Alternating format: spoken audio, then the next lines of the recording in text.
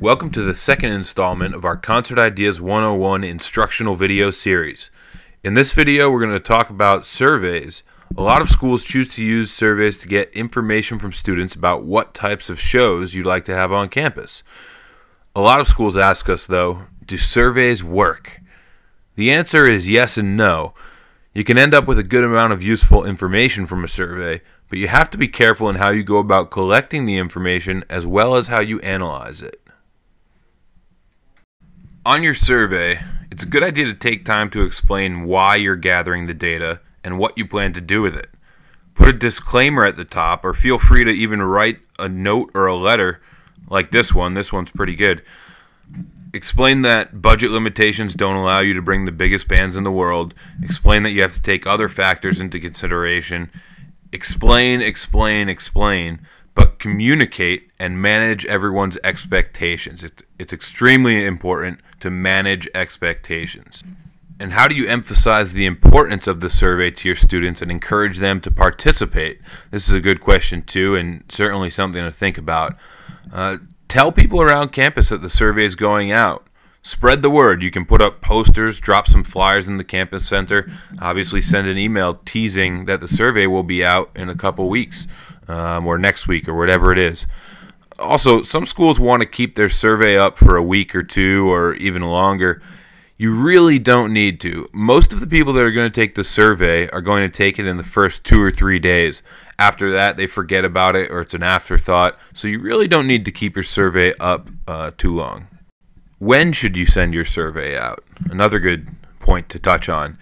Most schools do their surveys 3 to 4 months before the show. And if your survey is out for a week tops, you still have, say, 3 to 4 months to book your show, which puts you in a good position. Some schools even do freshman surveys in June for that coming fall. So what questions should you ask on a survey? Everybody wants to know this. To an extent, this will depend on what you're trying to find out. What do certain questions and answers mean to you? Why are you doing the survey in the first place? Are you trying to find out who versus what you want to do? So it's important to know your student body. Some schools find their students to be largely apathetic, so you can start by asking questions like, do you even want major events on campus? A lot of schools will ask what genre of music would be preferred for the next big concert, and that's a good thing. We recommend you keep it generic with genres rather than specific artists. Look at this survey. Even if all the bands you list are within your price range, you never know what conflicts they'll end up having when you actually go and try to book them. By listing specific acts, you're only setting your students up for disappointment, and you're going to make it harder on yourself, the booker, when you go to try to book these acts. It'll be more useful to you when you're trying to book your show if you know that, for example, 80% of your students want country or rap, as opposed to listing specific artists where everyone votes for, say, Jason Aldean or Drake. Then you go and try to book Jason Aldean or Drake, and you find out that they're way out of your budget, or their routing doesn't work, or any other number of conflicts. But all the students know that they voted for Jason Aldean, and they think he won the survey, so they expect him to play your big spring show. And then they're let down when he doesn't. So it's important to remind them that that's not how the survey works. Another question a lot of people like to ask on surveys is what day of the week students would prefer to come out. A lot of people think that students are more apt to come out on weekends as opposed to, say, a Tuesday night, and so they'll ask this on the survey, which day of the week would you prefer we get a concert? First of all, evidence shows that it doesn't really matter. If you get a really hot act or an act that people really want to see, they're going to come out whether it's on a Wednesday or a Friday or a Monday or a Sunday. It doesn't really matter. And also, when you actually go to book your act, if you're flexible with the day of the week, there's a better chance that you'll actually get the artist that you want.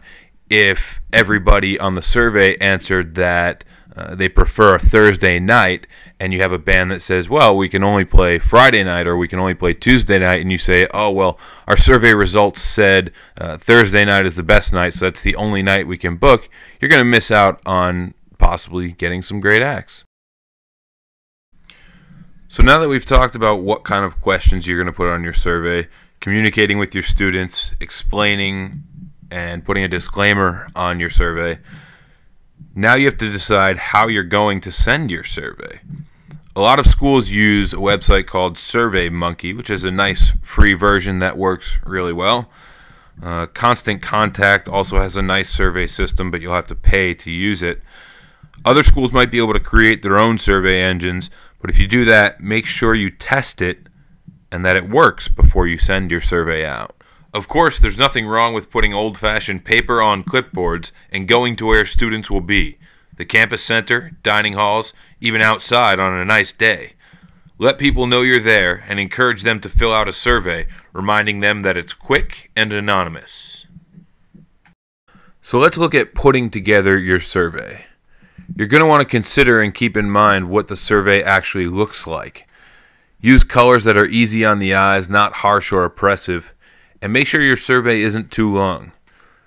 If your survey is 4 or 5 pages long, by the time somebody gets to the 3rd or 4th page, they're going to give up and quit, and you won't get any information from them. In conclusion, remember that surveys can be extremely helpful, but you should take them with a grain of salt. It should help point you in a general direction. Gather information, know how you're going to use it, and use it wisely.